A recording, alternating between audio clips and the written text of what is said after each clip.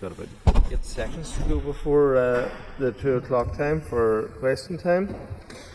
So, good. It's now time for questions to the First Minister, and I call Stuart Dixon. Dixon's not in his place. I call Michelle Guy.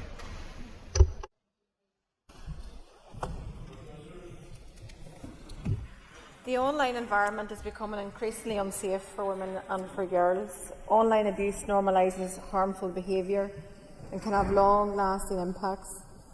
The End Violence Against Women and Girls strategic framework recognises the need to address online harm.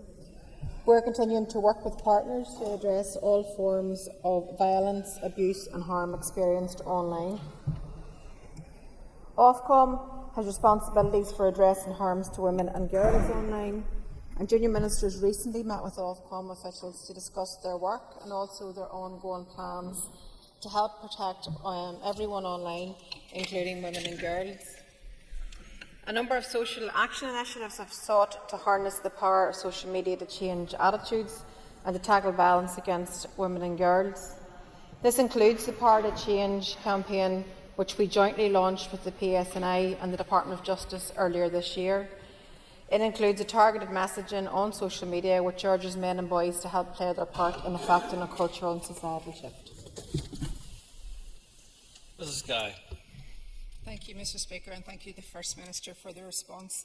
The issue of smartphone access and digital devices and the associated impact of social media is a real issue of concern in our communities. Does the First Minister recognise the frustration of many that the Executive Office refuses to take the lead on developing online safety strategies and policies in Northern Ireland? I think that I think that we all need to work together. I think that this is a societal problem that we have to address together, and the member might be aware that Ofcom are currently consulting on draft guidance which sets out 9 areas where tech firms should do more to impose online safety. So I think that is the right way in which we need to engage this issue.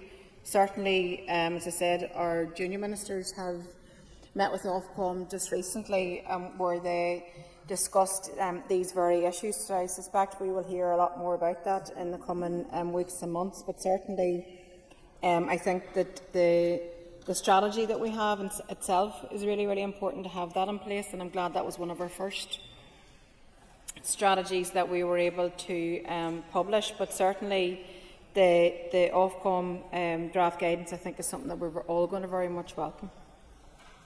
On Buckley.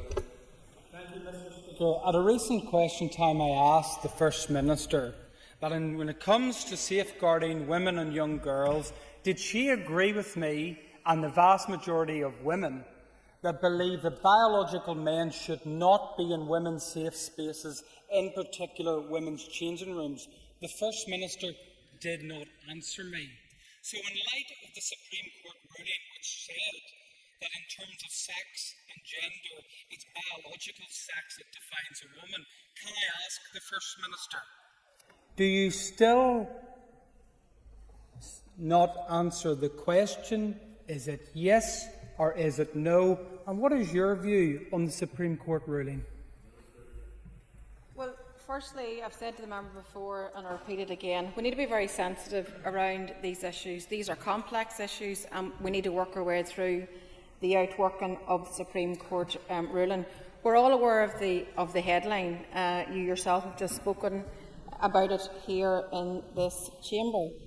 But you also forgot to acknowledge any sensitivity around the issue at all, particularly for our trans community who are feeling quite attacked right now and feeling quite under attack in their own community and their own society. So let's be mindful of that. Let's work our way through the ruling that we've had in the Supreme Court, which does not cover here because it refers to the Equality Act in 2010. We ourselves have sought advice from our own officials. We await the Equality Commission's ruling and guidance because I think that will be important for everybody in terms of how we would respond to this in a wider way, whether it comes to any issue that is relevant to it. So I just encourage a bit of sensitivity in the chamber. I encourage people to work towards an inclusive society. I encourage the community, or for us all, to demonstrate some compassion for LGBTQ community right now. Orlia Flynn.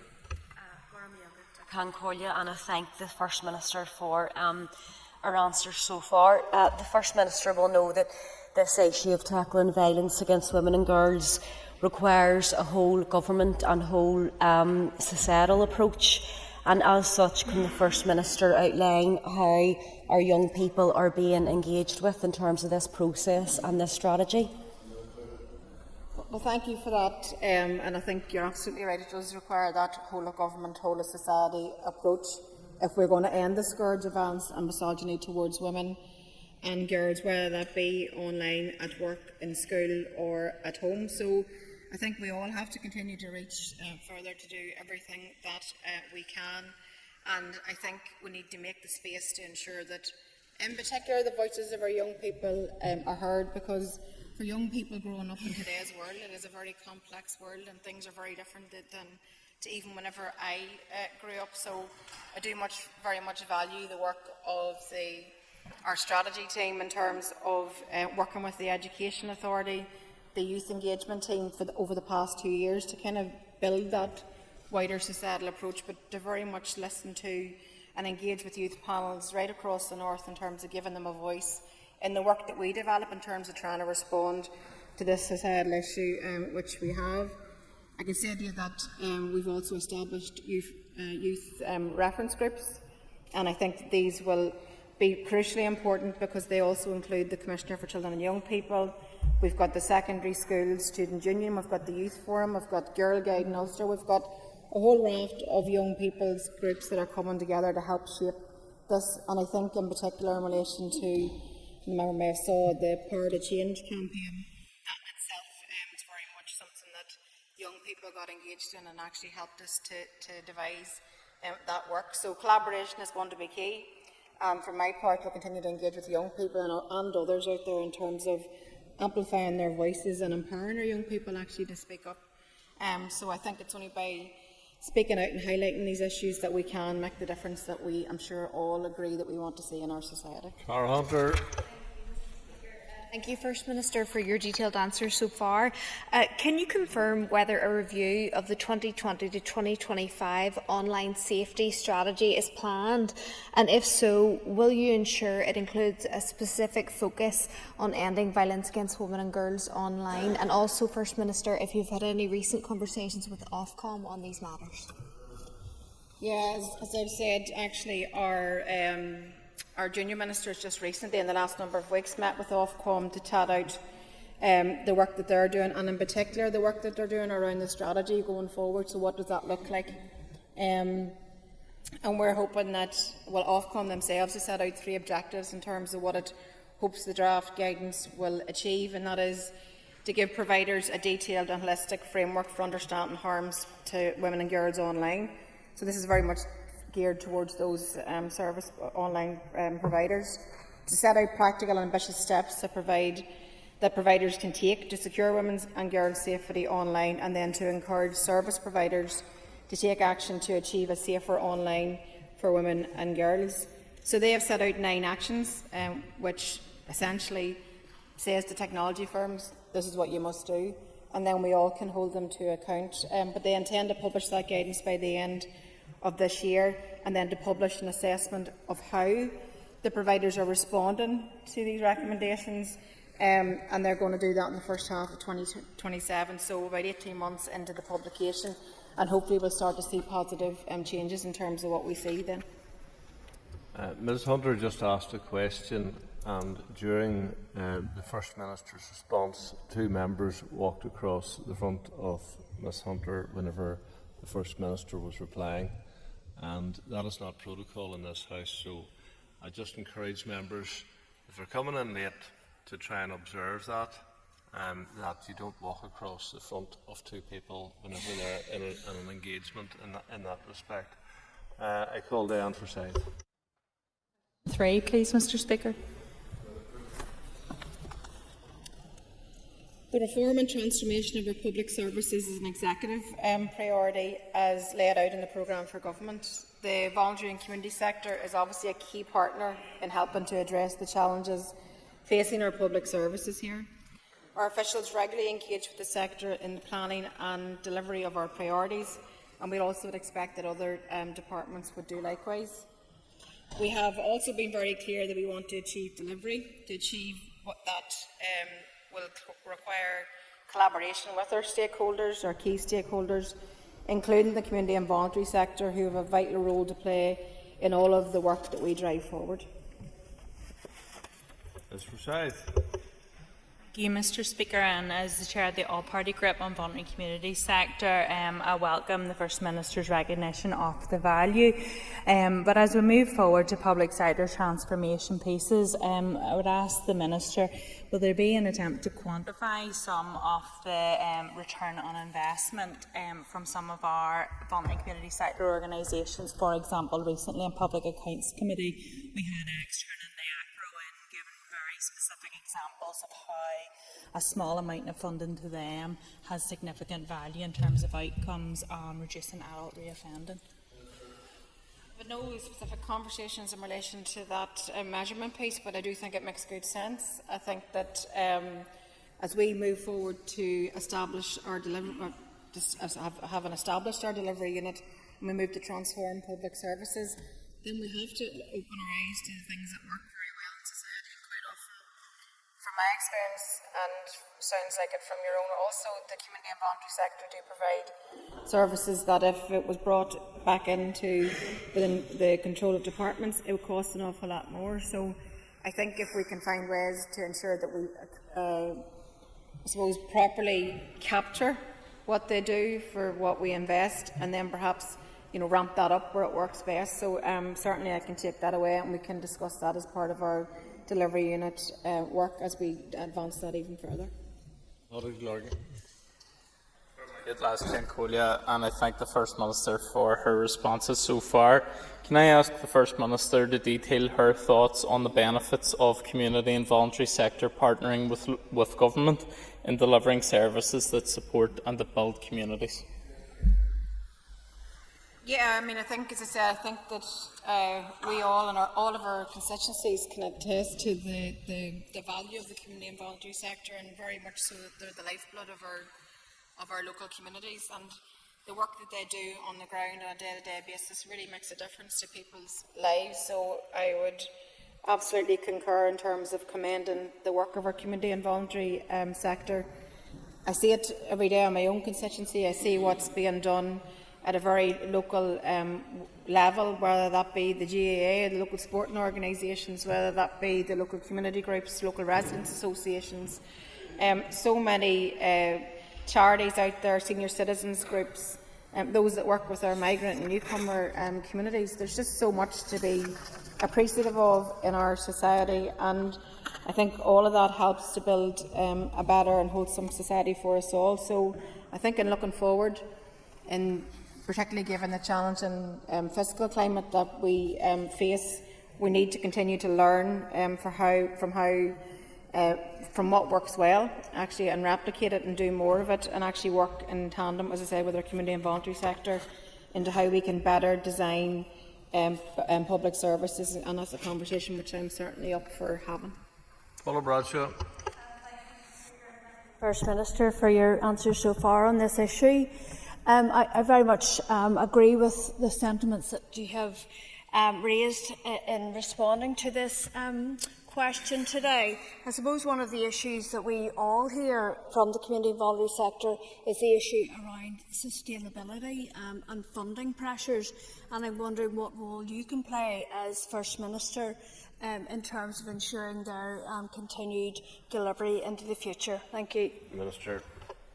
Yeah, I suppose what I can say is that we will continue to work with them, and I think that's vital. We have to have that open communication, because they can help us so much in terms of what we want to achieve, particularly when it comes to the transformation agenda, doing things better. So I certainly will continue to work with NICFA as their representative organisation, but also with many others. You only have to take a look at what is delivered across a whole raft of services by the community and voluntary sector, whether that be Sure Start, a great example, I think, of community and voluntary sector, working with the department, the work in the health improvement area.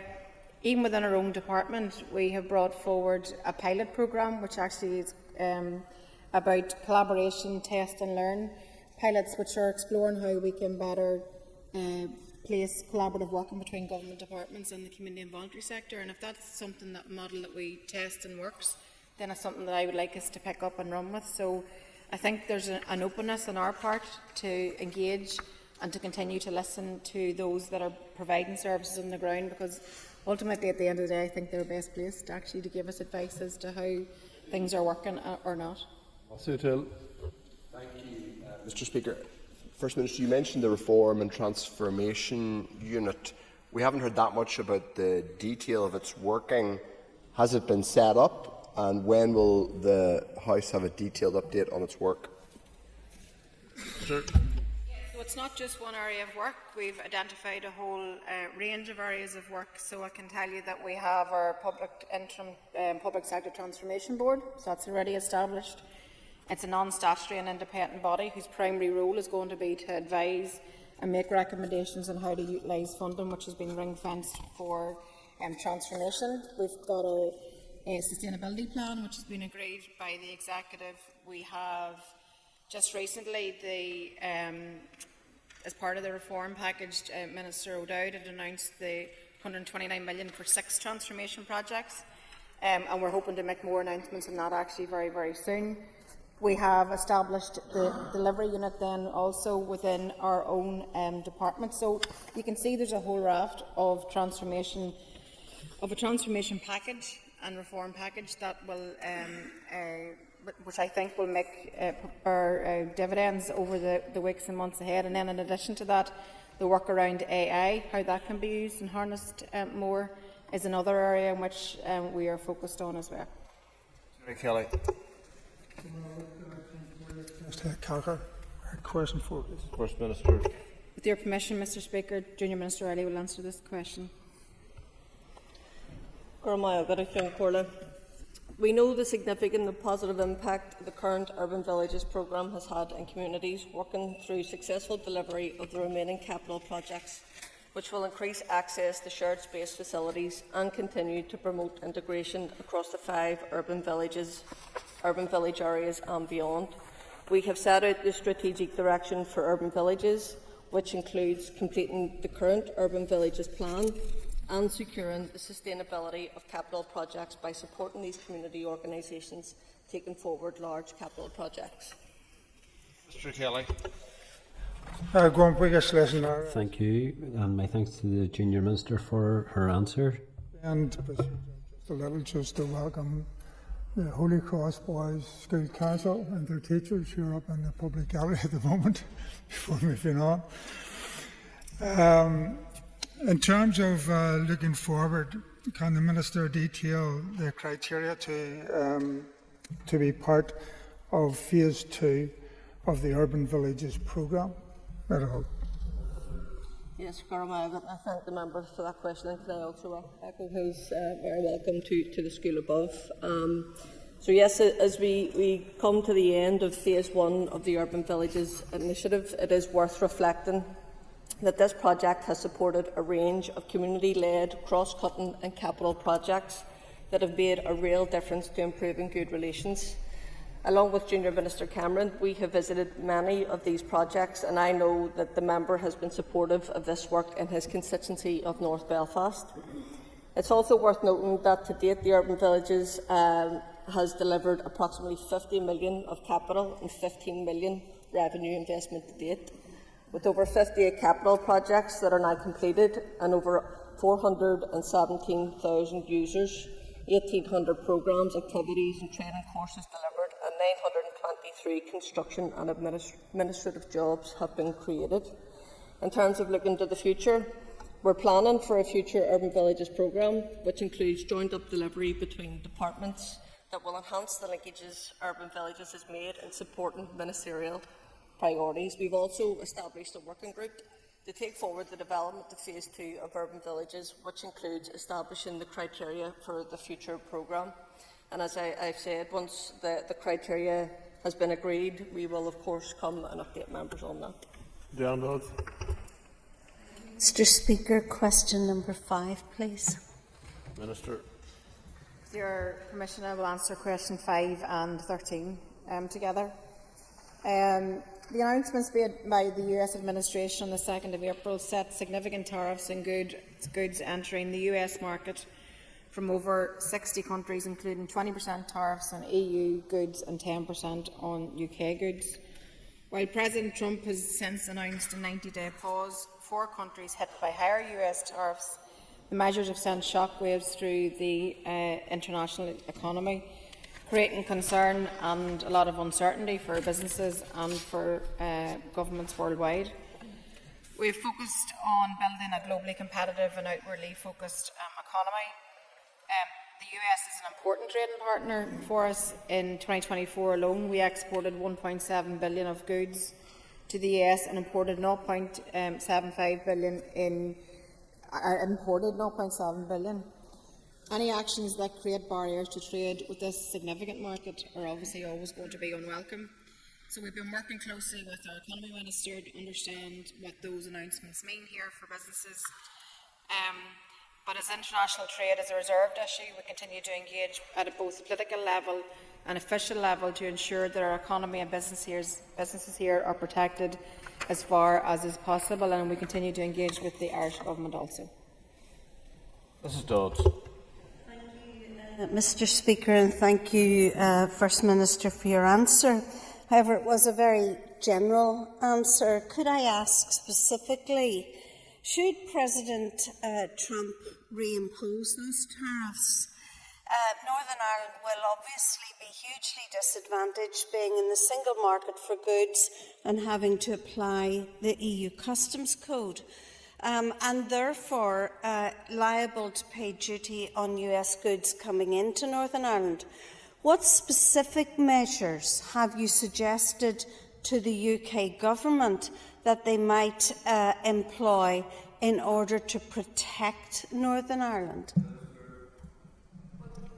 The question was a more general question, but let's be very clear. Tariffs will serve none of us well. I think tariffs are bad for business. Tariffs create uncertainty. Tariffs can lead to so much uncertainty that we end up with a hike in inflation. So this is not a good scenario for anybody to be in. So what's important right now is diplomacy. What's important right now is conversation. What's important right now are identifying what our priorities are here locally, and we have done so working with the Economy Minister, and we continue to engage with the British Government, with the Government in Dublin also, and we have done so over the course of the last number of weeks.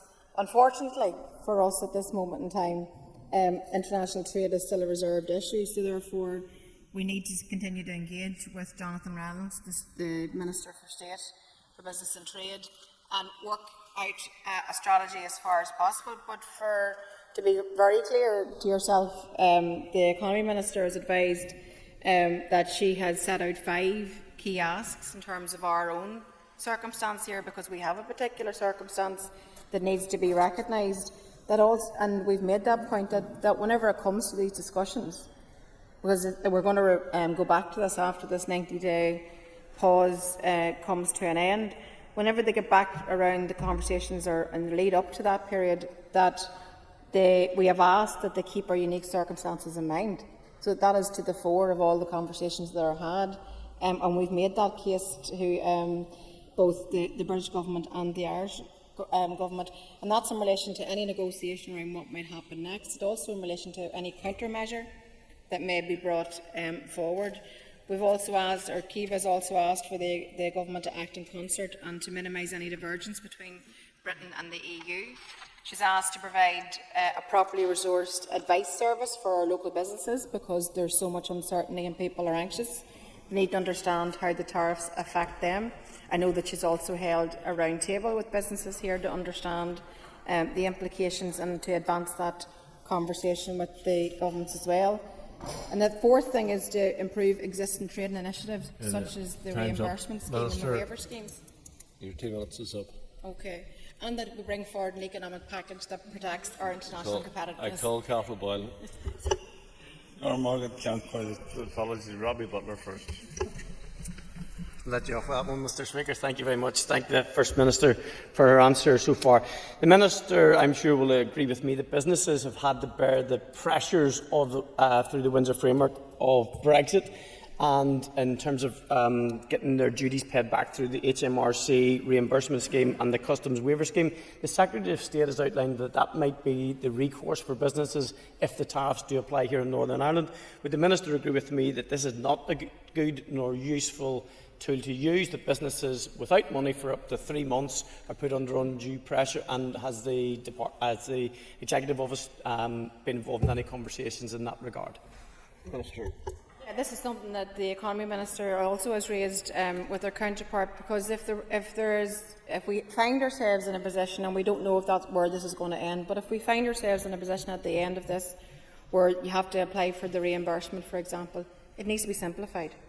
They need to make it easy, and businesses can't wait for 3 months to get that money back. So we need to find a way, and that's what we have encouraged in all of our conversations, that if we get to that juncture, that it needs to be a simplified process where businesses can actually trade without barriers, or at least with limited barriers in terms of what they do. So the point that you make is something that we are very recognised and have taken on board. Mr. Boyle. Thank you, Mr. Speaker, and thank the Minister for her answer so far. But does the Minister know that Brexit has had a huge negative impact socially and economically here? In terms of lessons learned, can the First Minister detail what work is ongoing as a response to the US tariffs to protect the regional and all-Ireland economy? Yeah, well, thanks. And as I've highlighted, I think that we all witnessed the shockwaves that arose as a direct result of the tariff announcements, and it's created so much uncertainty, so much concern. Businesses are really struggling, find themselves again back in this situation where they don't know what's going to happen next. And there's anything that businesses dislike more than anything else, it is that uncertainty, because it's very difficult to plan. So throughout all of this crisis, myself, the Deputy First Minister, Kiva as the Economy Minister, we've engaged directly at Prime Ministerial level, at Taoiseach level, Secretary of State level. We will continue to ensure that the voice of our local economy is heard. But I take your point in terms of the all-island economy and the need to ensure that we have frictionless trade, because you can see the growth of the all-island economy over recent years now, and obviously we want that to continue. And I want to see free-flowing trade across these islands without barrier, without interruption, so that our businesses can flourish and our economy and our people can flourish. So we'll continue to work our way through this, I think, as we navigate our way through the uncertainty that this period that we're in obviously is dominated by. The First Minister for her answers so far. There is clearly currently great instability and uncertainty in global trade due to the Trump tariffs. Does the First Minister recognise the ongoing damage caused by trade friction of any kind, and recognise the need to maximise the benefits of Northern Ireland being able to trade, at least for goods, in all directions as freely as possible?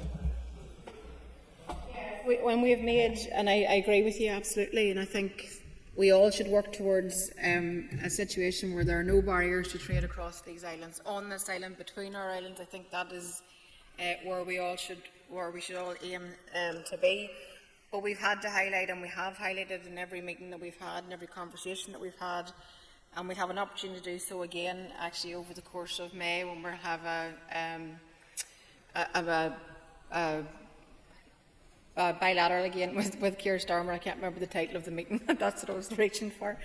But we'll have another opportunity again to highlight our particular challenges that we have here, because we have the Windsor framework, because we've got the added layer of complexity. So we're going to have to try and work our way through it, particularly around rules of origin, but also just to minimise any barriers to trade. I don't want to see barriers to trade for anybody. I want our economy to grow. I want jobs to be created. I want well-paid jobs. I want people have money in their pockets. So we'll do everything that we can to ensure that is the case. Justin McDulder. Sure.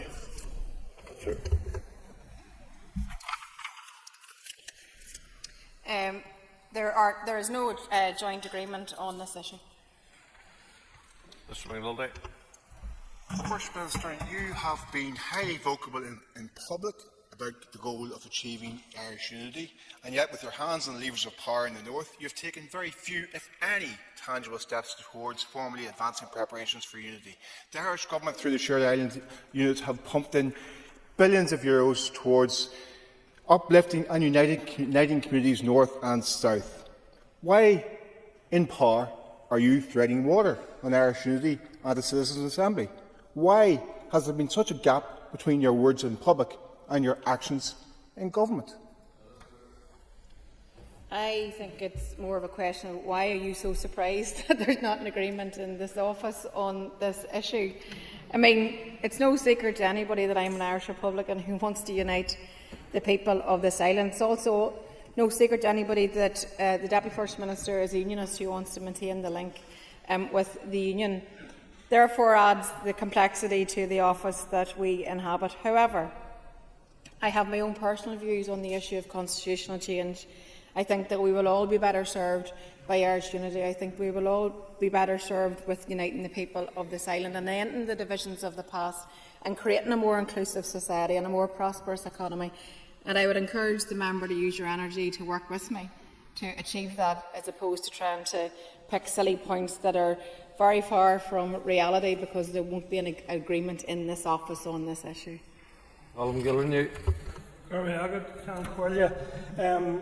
First Minister, a recent report from the Economic and Social Research Institute provides further evidence that the southern part of our island has higher wages, with stronger economic growth and better living standards compared to the north. Does the First Minister agree with me that this shows that partition has failed and that it is negatively impacting on our quality of life standards, trade, economic productivity and growth? Yeah, as I said to the previous answer, I mean, there isn't agreement in the Executive Office on this issue, but personally, I mean, I also have read that report and very much welcome more reports like it coming into the public, because I think that encourages conversation in itself. It creates an opportunity for people to have actually hard data, what it looks like, the benefits of unity across the island, and I think what the report does is highlight the folly of partition, how it's failed every single citizen who lives here. So I do very much welcome the report that's been published and look forward to more and more people engaging on the topic as we move through the weeks, months and years ahead. The best thing that we all could do is actually to work together. The best thing we all could do would be to plan, to prepare, to have the mature and the maturity to actually have the debate around what does a health service look like, what does education look like, how can we better people's lives, how do we increase people's standard of living, how do we grow our economy. That's a conversation that I personally would want us to get to a point, and I think that that's increasingly organically happening anyway, but I think we want to see more of it obviously in the time ahead. Sharon. Very shortly, the whole question 7, please. In line with the requirements of the Identity and Language Act 2022, we are responsible jointly for the appointment of the Irish Language Commissioner, the Commissioner for the Ulster Scots and the Ulster British Tradition, and the Director and members of the Board of the Office of Identity and Cultural Expression. We are committed to establishing the 3 new bodies and to making the appointments as soon as possible. And we're very pleased to announce that the competitions launched on the 10th of March and they closed on the 28th of March, and it's anticipated that our interviews will now take place over the summer. Ms. Sharon. Solution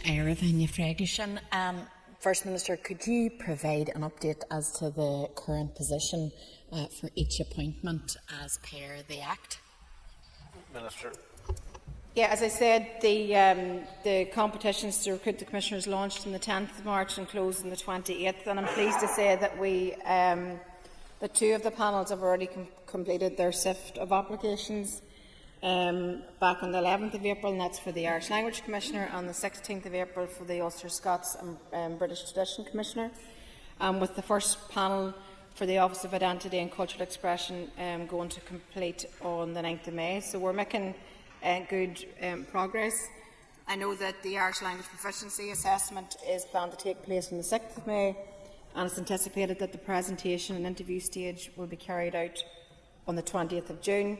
And then in relation to the Ulster Scots and Ulster British Tradition Commissioner, it's anticipated that the presentation and interview stage will take place on the 5th of June. So I think, as I said, that I look forward to getting to the point where we're hopefully able to appoint after the interviews that are held over the summer.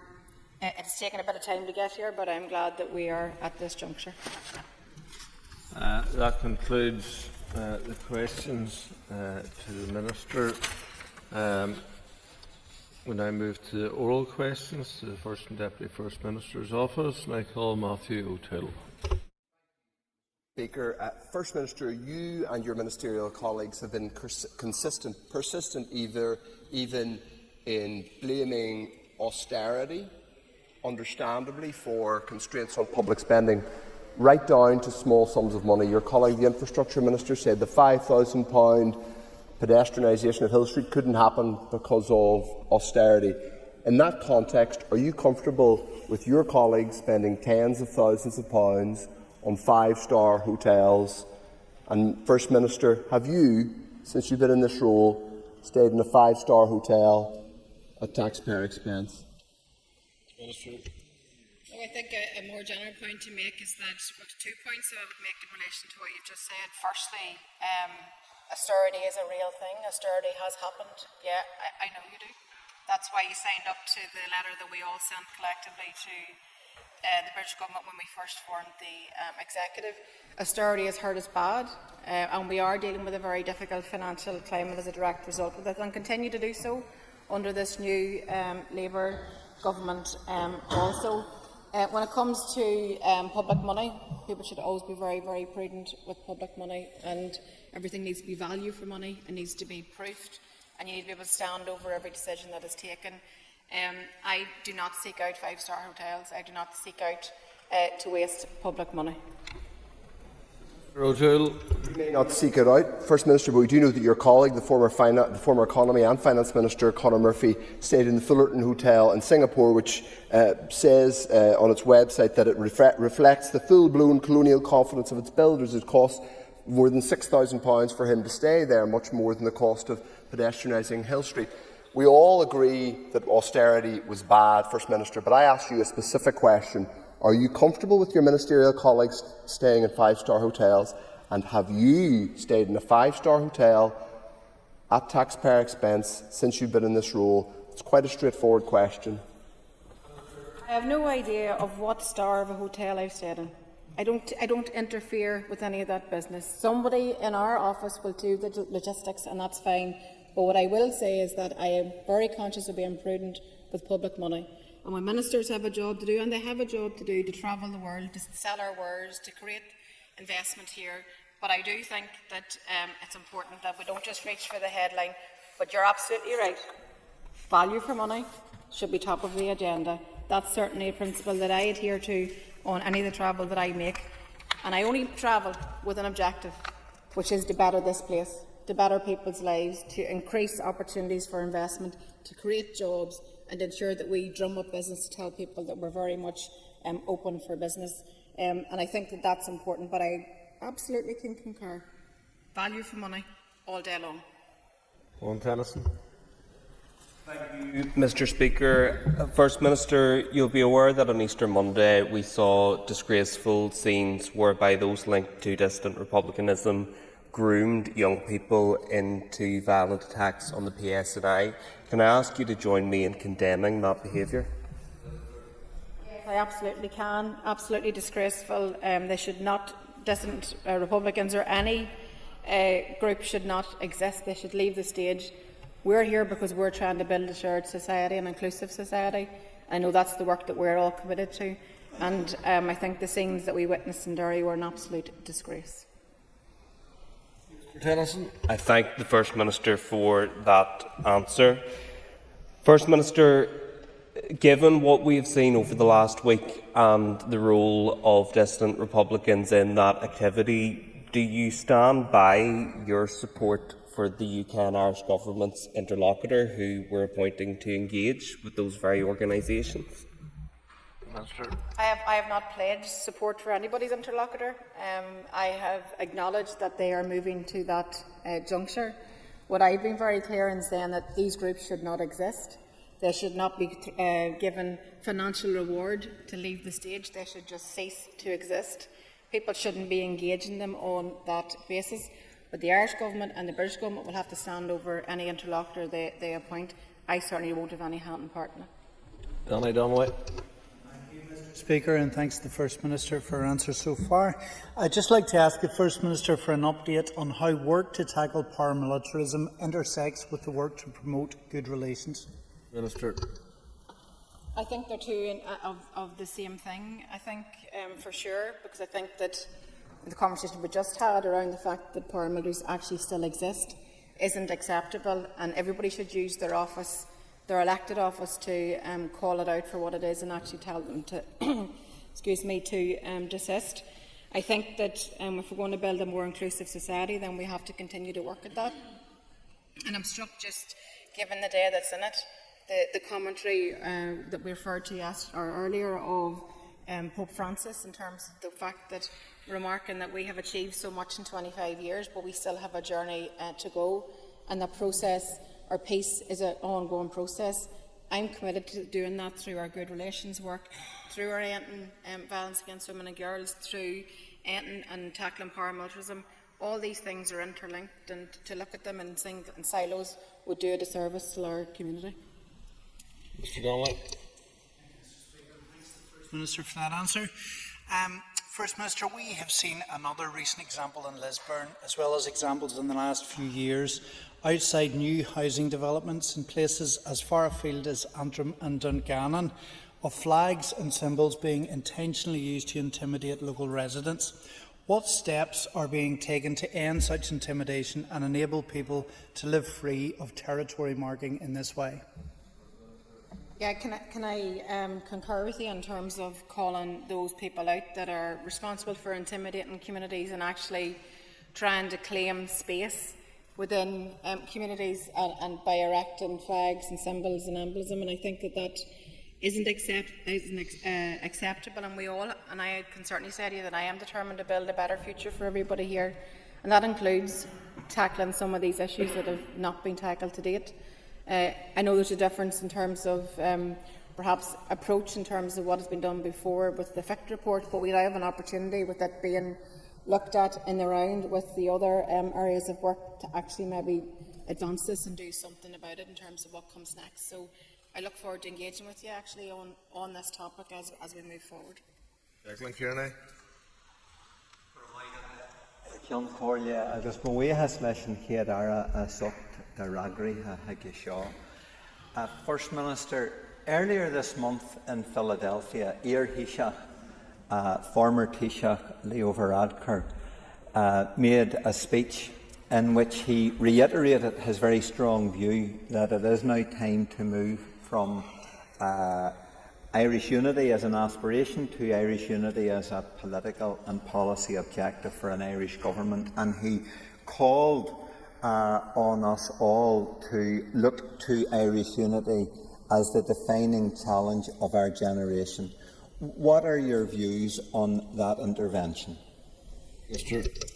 In the vein of the previous conversation we had earlier, there's no joint office opinion on this issue, but I very much welcome his intervention. I think it's a very helpful intervention, and I just wish that more people had the maturity and the ability to actually enter into the conversation and to embrace it in a way that is actually, we could have one objective in terms of making everybody's life better, and I think that's the prize for us all in terms of what we can achieve here going forward. And I don't see any contradiction actually whatsoever in terms of being able to govern on a day-to-day basis in terms of public services and trying to better people's lives here, whilst also having that conversation alongside. I think it's happening organically.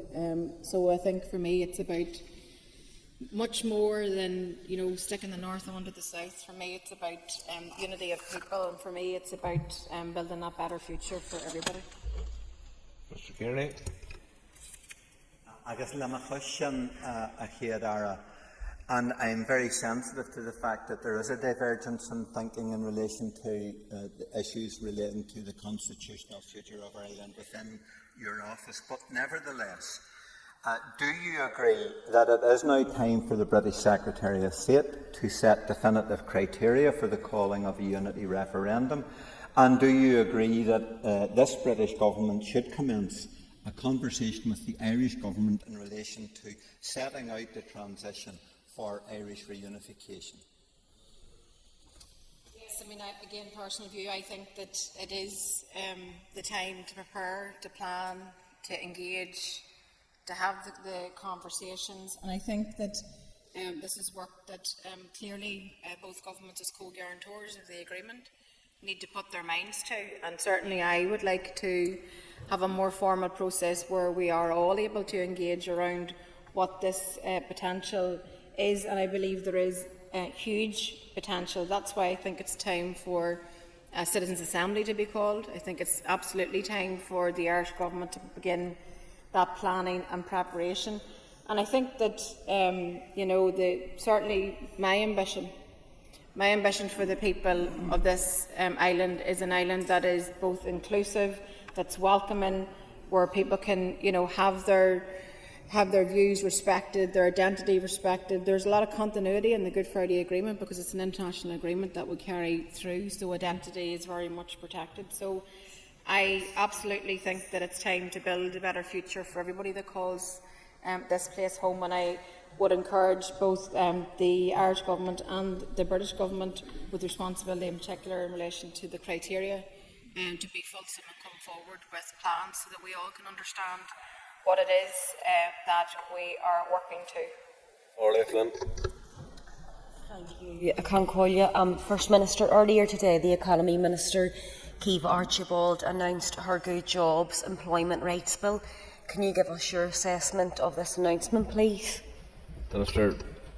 I know that the Minister will be bringing forward lots of discussion in this chamber over the course of the next number of years, particularly in relation to her Good Jobs bill, and I look forward to the debate in this chamber. I think there's no doubt that this is one of the most significant piece of workers' rights legislation ever to be introduced in the North. So I want to praise the work of the Economy Minister, of Kiva Archibald, for progressing the work in this legislation.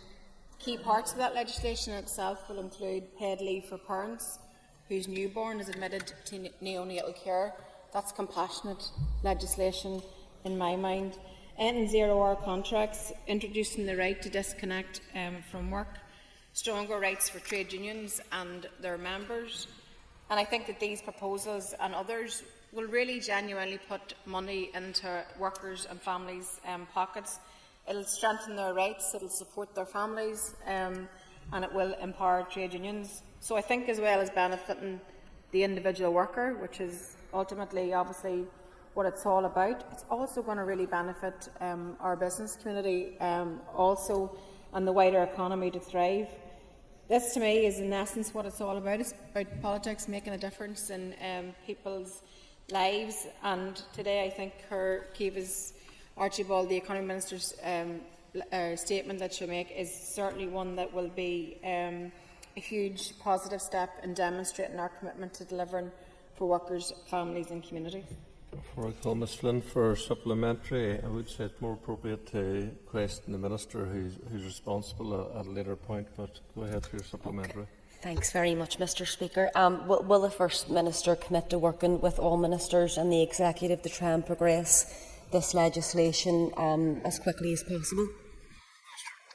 Yes, I mean, I want to see this legislation progressed as quickly as possible, and as I said, I look forward to the debate in this Assembly, but it's game-changing possibility. That's how I would embrace it. It's game-changing possibility that these proposals can begin to be rolled out, and I'm sure there'll be differences of opinion, and that's all right. We'll have those political debates, but absolutely committed to working with all Ministers and with colleagues here in the Assembly to ensure that it happens, and to support the Economy Minister and what she tries to achieve. Obviously, cross-party support endorsing the full implementation of the legislation would be a very powerful political message to workers and families. And I think that, you know, there's huge opportunity for us here, so I would love to see the fact that we could potentially unite around this legislation and build a stronger economy in which both workers and businesses and our economy all thrive. Lisa Finnegan. Concordia.